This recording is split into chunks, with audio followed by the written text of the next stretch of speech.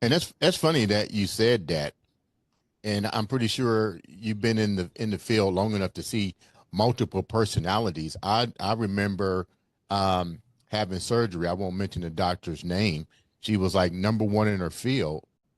Her people skills sucked, and I just Terrible. thought it was like me, but it was like, and I really felt sorry for her at the end of the day. And the reason I said that was the only way people recognized you or said anything about you, it was one line.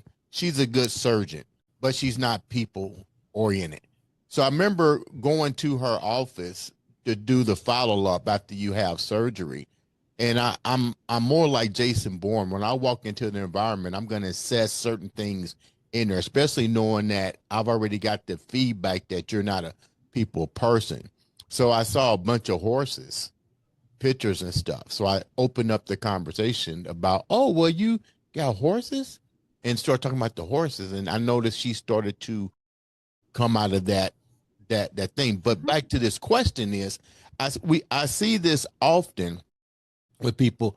You had to see it often. You change with that. So my question here is, how important is it to recognize that you can be good in your business field, but you got to be just as good with relating across the board to people? Can you shed some light on that? Yeah, I mean, that is how we grow anything. Anything you want to do in life requires people. Hmm. Period. Yeah. Period. You want to grow your business, it requires people. You want to get a promotion, it requires people. You want to do anything. What you did in seeing those horses, that's a sales tactic. How can I find common ground? Right? Or we were doing $1 million acquisitions. So yeah, we have to find some common ground. But the easiest way, so we need people. So when you think about I can make all the money in the world, if you have nobody to share it with, what a sad life. And many of us can relate to people who have money but seem miserable. I'm sure you do. I do too.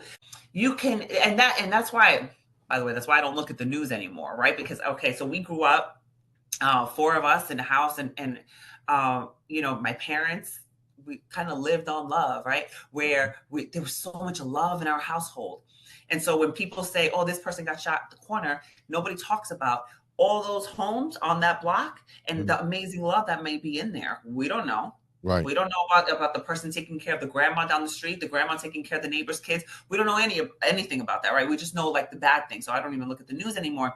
But my point is that when you think about relationships, that's where joy comes from. That's Right. where real um, wealth comes from. If you have nobody to share it with, it's not as much fun.